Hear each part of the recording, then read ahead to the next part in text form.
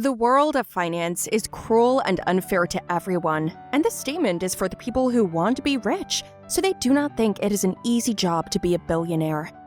History has witnessed the most inconspicuous billionaire, Andrew Carnegie, who was the first ever to reach this position in the history of humanity. Andrew Carnegie earned wealth through his continuous effort, but donated all of it before his demise. It was shocking to all, as he was not in favor of keeping anything with him, so he started to donate it to different charity programs. But still, a handsome amount was left when he left this world for eternity. Carnegie was not always wealthy, or even an American. He started his journey from poverty. But before all this, he changed his name from a Carnegie with a Y to Carnegie, a synonym for success. When Andrew was 13 years old, his parents, Will and Margaret Carnegie, sold their belongings in Scotland to come to America. They settled in a Pittsburgh suburb, living in only 2 rooms above a weaving shop. Carnegie's relatives ran the shop, and Will eventually took over, but the business failed. Carnegie was a messenger for a telegraph company and taught himself how to use the equipment. As a result, he began working as a bobbin boy in a cotton mill. He worked long hours for $1.20 per week. It assisted him in learning about the railroad industry so that he could identify smart investments, even though he did not yet have the wealth to make those investments. Theodore Woodruff then approached Carnegie with the concept of sleeping train cars and offered him a stake in the Woodruff Sleeping Car Company. While working for the railroad company, he invested in various ventures, including iron and oil companies, and by the time he was in his early 30s, he had made his first fortune.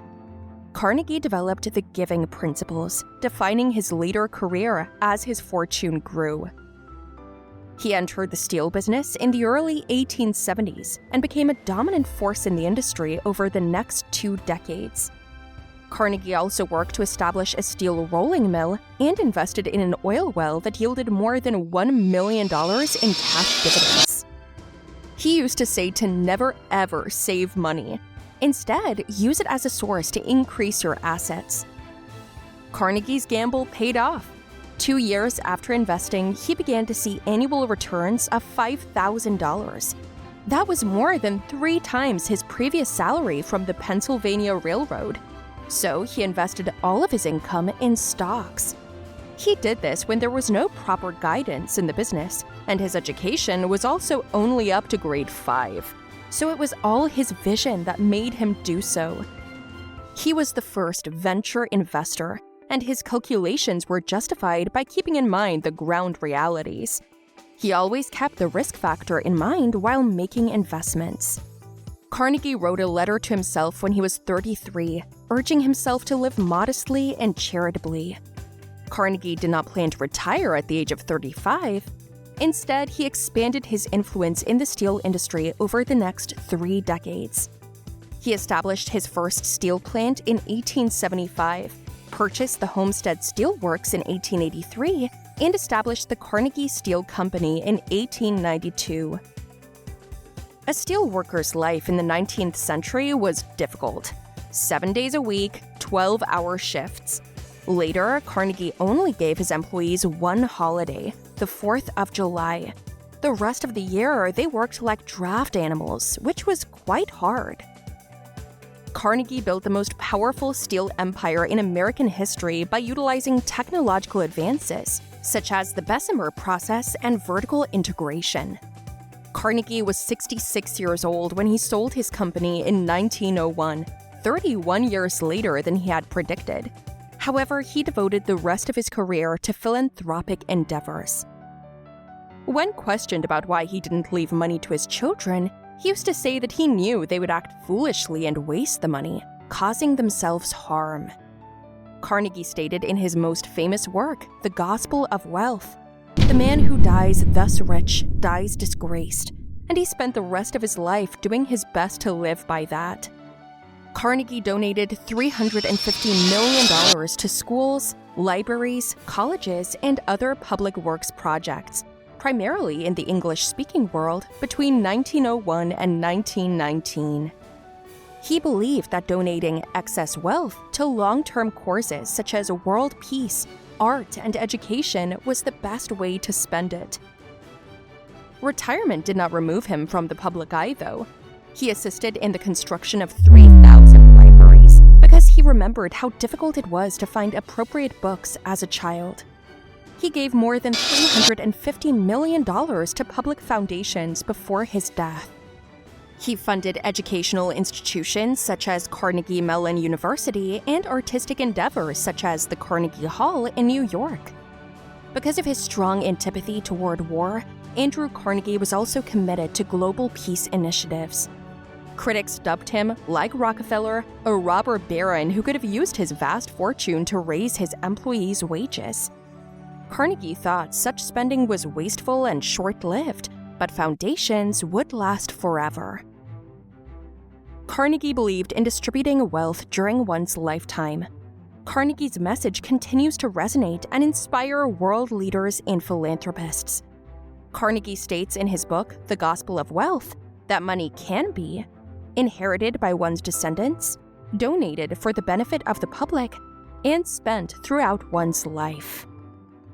Carnegie's fortune is estimated to be $372 billion in today's dollars, making him the fourth wealthiest person in history.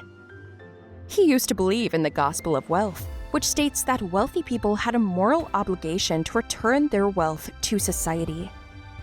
Despite his best efforts, Andrew Carnegie had not been able to give away his entire fortune by the time of his death.